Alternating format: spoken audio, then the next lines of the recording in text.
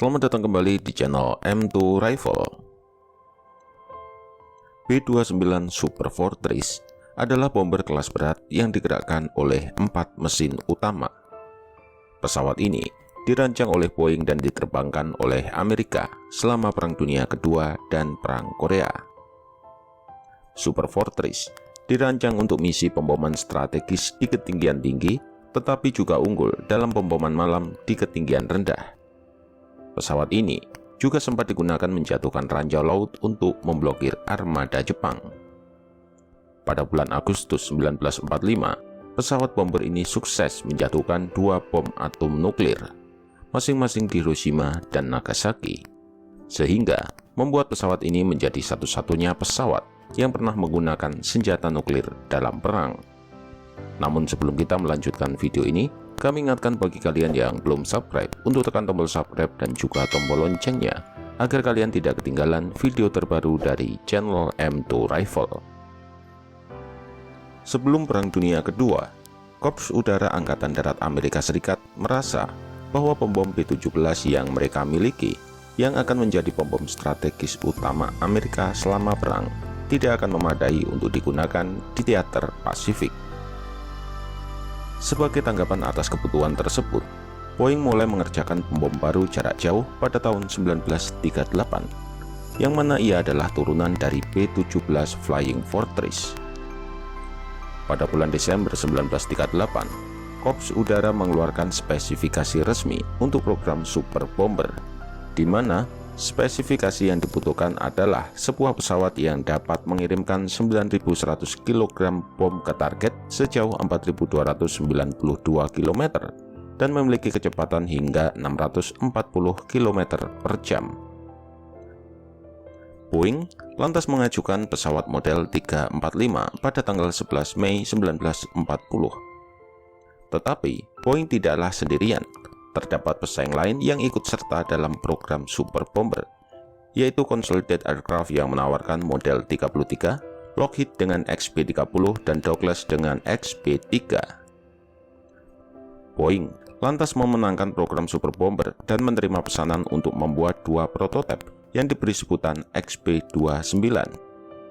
Sedangkan Consolidated dijadikan sebagai cadangan dengan mengerjakan model 33 yang kemudian berkembang menjadi B-32.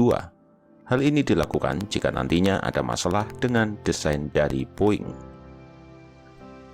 Pembuatan B-29 adalah suatu tugas yang kompleks, di mana ia melibatkan 4 pabrik perakitan utama serta ribuan subkontraktor yang juga terlibat dalam proyek ini.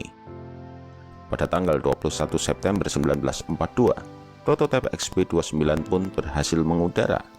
Dan tak lama setelah itu sebanyak 1.664 pesanan langsung ditandatangani. Produksi B-29 sendiri totalnya mencapai 3.970 unit atau kurang lebih sepertiga dari total produksi B-17 yang mencapai 12.731 unit. B-29 Super Fortress adalah bomber 4 mesin besar yang dirancang untuk terbang melintasi jarak yang sangat jauh guna menjatuhkan bom.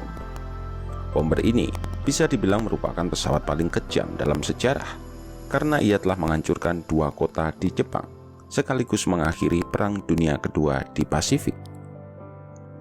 Super Fortress dirancang untuk menggunakan mesin turbo supercharger R3350 duplex Cyclone yang menjadikannya memiliki bobot 37 ton saat dalam kondisi kosong dan dapat terbang relatif cepat pada kecepatan 575 km per jam pada ketinggian melebihi 9.000 meter. Kemampuan ini menjadikannya sangat sulit bagi penjaga Jepang untuk menyusul mereka. Pesawat berukuran tambun dengan panjang 30,18 meter, bentang sayap 43,06 meter, dan tinggi 8,45 meter ini merupakan pengebom terbesar dan tercanggih pada zamannya. Salah satu inovasi teknologi dalam pesawat bomber B-29 adalah teknologi kabin bertekanan udara atau pressurized cabin. Kabin bertekanan adalah sebuah teknologi untuk menjaga suasana lingkungan pesawat tetap nyaman bagi awak pesawat ketika pesawat tersebut terbang pada ketinggian tinggi. Bomber B-29 adalah pesawat pengebom pertama yang dilengkapi dengan teknologi kabin bertekanan ini, sehingga pilot dan para awak pesawat tidak perlu menggunakan masker oksigen ketika pesawat sedang menjelajah di ketinggian tinggi. Inovasi teknologi ini tentu menambah kenyamanan pada seluruh awak pesawat dalam menjalankan misi pengeboman jarak jauh. Pada bulan September 1941, Angkatan Udara Amerika merencanakan perang melawan Jerman dan Jepang, di mana B-29 akan ditempatkan di Mesir untuk operasi melawan Jerman. Hal itu dilakukan karena pangkalan udara Inggris kemungkinan besar sudah penuh sesak. Namun pada akhir tahun 1943, rencana telah berubah dan B-29 lebih didedikasikan untuk teater Pasifik. Sebuah rencana baru lalu dilaksanakan atas arahan Presiden Franklin D. Roosevelt sebagai janji kepada Cina yang disebutkan sebagai Operasi Matterhorn. Amerika Serikat mengerahkan unit B-29 untuk menyerang Jepang dari 4 pangkalan di Cina dan 5 pangkalan di India. Pada tanggal 5 Juni 1944, B-29 mulai melakukan penyerangan terhadap Bangkok, Thailand. 10 hari kemudian, 50 B-29 melakukan penyerangan terhadap pabrik besi dan baja di Yawata, Jepang. Inilah serangan pertama di pulau-pulau Jepang sejak serangan Doolittle pada April 1942 dari kapal induk USS Hornet. Penyerangan pun terus dilakukan hingga 10 hari ke depan dengan tambahan sasaran seperti Nagoya, Osaka, dan juga Kobe. Amerika Serikat menghujani 10.000 ton bom ke kota-kota itu. Pada tanggal 25 sampai 26 Mei 1945, serangan terhadap Tokyo dan Yokohama kembali dilakukan oleh B-29. Dalam serangan ini, Amerika kehilangan 26 pesawat, namun berhasil menewaskan 500.000 penduduk dan menyebabkan 13 juta warga kehilangan rumahnya.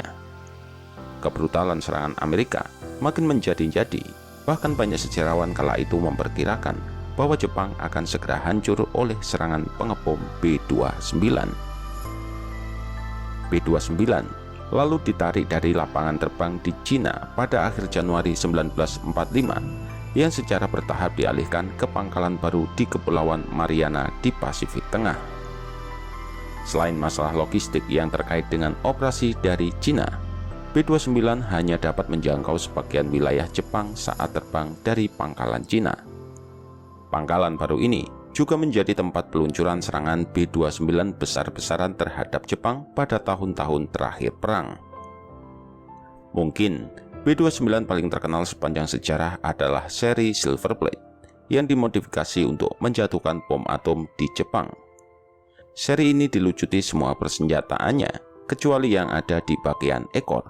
Hal ini dilakukan untuk membuat pesawat yang lebih ringan. Basis pangkalan rencana pengeboman tersebut berada di Kepulauan Mariana. Pulau ini awalnya berada di bawah kekuasaan Jepang, kemudian berhasil direbut sekutu dan dijadikan pangkalan B-29. Pada tanggal 26 Juli 1945, 2 bom atom yaitu Fat Man dan Little Boy lalu dibawa ke pulau ini menggunakan USS Indianapolis. Salah satu bomber B-29 seri Silver Plate yang terkenal adalah Enola Gay. Nama Enola Gay sendiri diambil dari nama ibu seorang pilot yang menerbangkannya dalam misi pengeboman di Hiroshima, yaitu Letnan Kolonel Paul Warfield Tippett. B-29 Enola Gay menjadi terkenal karena sejarah dunia mencatat pesawat inilah yang pertama kali membawa bom atom bernama Little Boy dan menjatuhkannya di atas kota Hiroshima pada tanggal 6 Agustus 1945.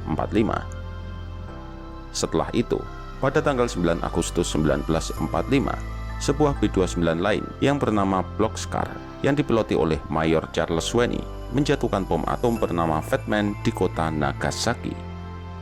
Bom-bom atom tersebut meluluhlantahkan kota Hiroshima dan Nagasaki dengan jumlah korban jiwa yang sangat besar dan efek radiasi nuklir yang mengerikan.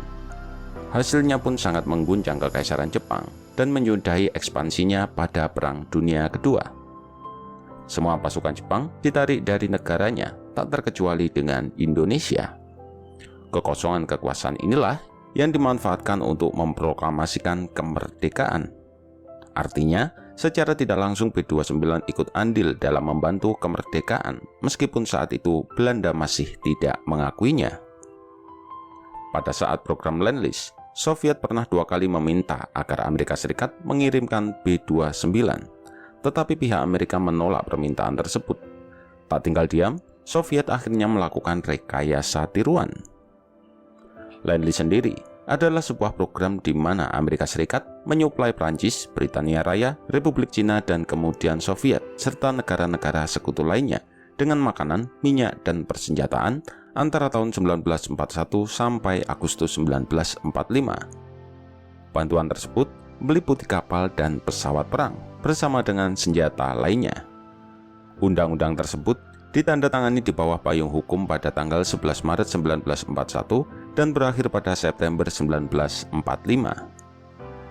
Selama tahun 1944 dan 1945, 4B-29 melakukan pendaratan darurat di wilayah Soviet setelah serangan bom di Manchuria dan Jepang. Amerika pun meminta pengembalian pesawat tersebut. Alih-alih mengembalikan pesawat, Soviet justru merekayasa balik B-29 dan menggunakannya sebagai pola untuk Tupolev Tu-4. Namun karena kesulitan mengkopi, Tu-4 milik Soviet memiliki spesifikasi di bawah B-29, baik itu dari jangkauan terbang maupun muatan yang mampu dibawanya. Ketika Perang Dunia Kedua belum berakhir, Angkatan Udara Amerika sudah merasa bahwa keunggulan Super Fortress akan segera hilang karena munculnya pesawat tempur bertenaga turbojet, meskipun B-29 telah didesain ulang menjadi B-50 sekalipun. Ketika Perang Korea meletus pada tahun 1950-an, B-29 dipanggil untuk melakukan serangan non-nuklir. Namun mereka menderita kerugian yang tak terduga oleh pesawat jet tempur MiG-15 Soviet. Dengan kecepatan dan terbang dengan ketinggian tinggi, MiG-15 berhasil memukul B-52 atau B-50 sekalipun. Pesawat ini lalu hanya digunakan untuk pesawat dukungan sebagai pengisian bahan bakar udara. Berbagai varian B-29 dan B-50 akhirnya pensiun pada tahun 1960. Setengah abad kemudian, keluarga pesawat C-135 melakukan berbagai peran pendukung yang telah dirintis B-50, terutama teknologi pengisian bahan bakar udara ke udara yang terus menambah kekuatan udara Amerika Serikat hingga kini.